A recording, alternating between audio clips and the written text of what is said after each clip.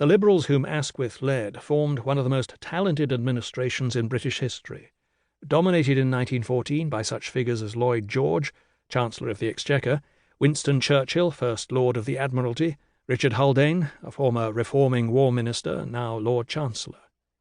The Prime Minister himself was a survivor of an earlier era, old enough to have seen, as a boy of 12 in 1864, the bodies of 5 murderers dangling from the gallows outside Newgate, their heads concealed by white hoods. A lawyer of modest middle-class origins, a Roman reserve was always natural to Asquith, in the words of his biographer. He fought against any expression of his stronger feelings.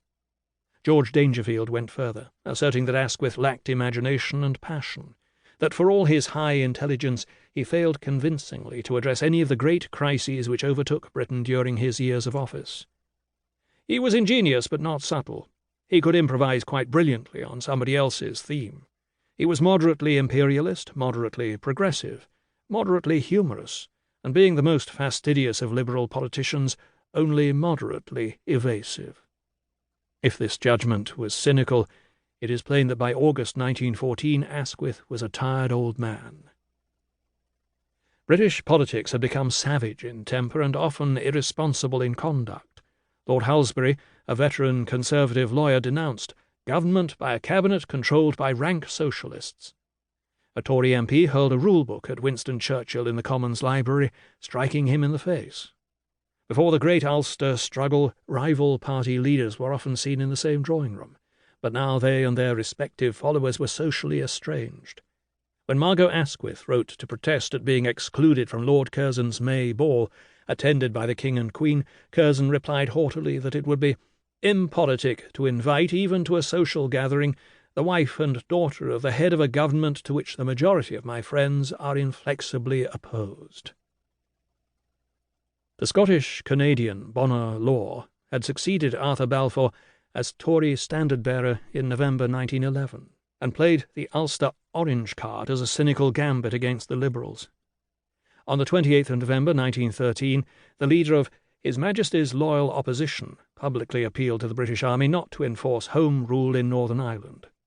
This was a staggering piece of constitutional impropriety which nonetheless commanded the support of his party and most of the aristocracy, while not provoking the censure of the King. Prominent among the Unionists was the lawyer Sir Edward Carson, courtroom nemesis of Oscar Wilde and aptly characterised as an intelligent fanatic. Captain James Craig, leader of the rebellious Ulstermen, wrote, "There is a spirit spreading abroad which I can testify to from my personal knowledge, that Germany and the German Emperor would be preferable to the rule of John Redmond and his Irish Home Rulers."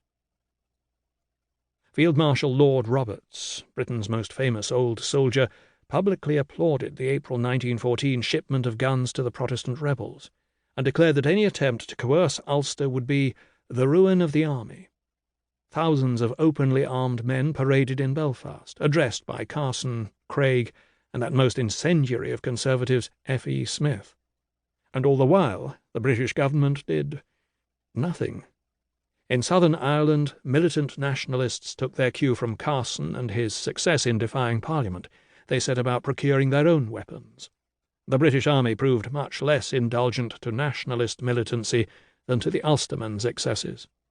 On Sunday, the 26th of July 1914, at Bachelor's Walk in Dublin, troops fired on unarmed civilians, admittedly engaged in gun-running, killing 3 and injuring 38. If the British Empire was viewed around the world as rich and powerful, the Asquith government was seen as chronically weak. It was conspicuously failing to quell violent industrial action or the Ulster madness.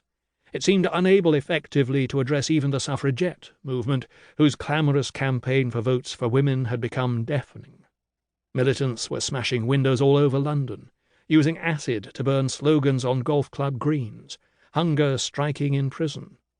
In June 1913, Emily Davison was killed after being struck by the King's horse at the Derby. In the first 7 months of 1914, 107 buildings were set on fire by suffragettes.